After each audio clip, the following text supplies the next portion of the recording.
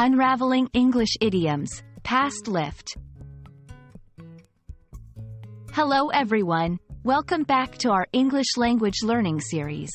Today, we're diving into an intriguing phrase that can confuse even seasoned learners, past lift.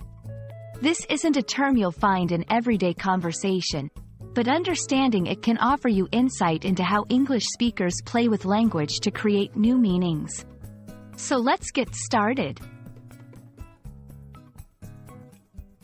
When we break down the phrase, past lift, it seems to refer to something that has moved beyond an elevator, right? But in reality, this phrase doesn't make much sense as it stands. That's because past lift is not an idiom or phrase with a standard meaning in English.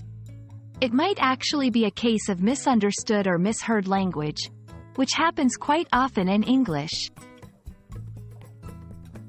But for the sake of explanation, let's consider the two words separately.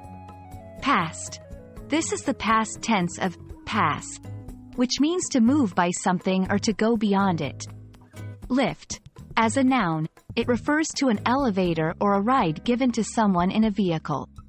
As a verb, it means to raise something to a higher position. Now, let's imagine a scenario where past lift could be used in a conversation. Suppose you're in a building and someone asks if the elevator is coming down. If the elevator has gone by without stopping, you might say, "It passed," and if you're talking about an opportunity for a car ride that you declined or missed, you might say, "I passed on the lift." In English, context is key.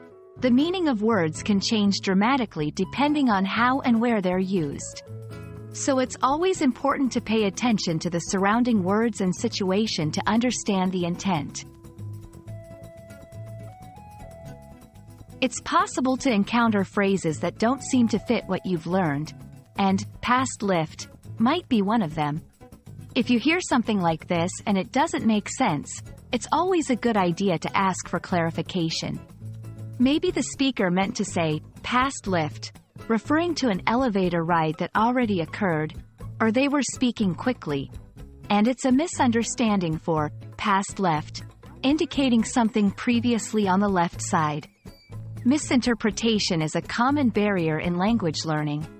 Always feel free to ask, "What do you mean by that?"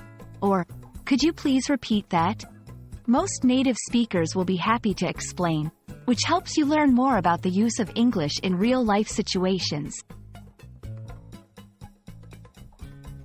Thank you for watching.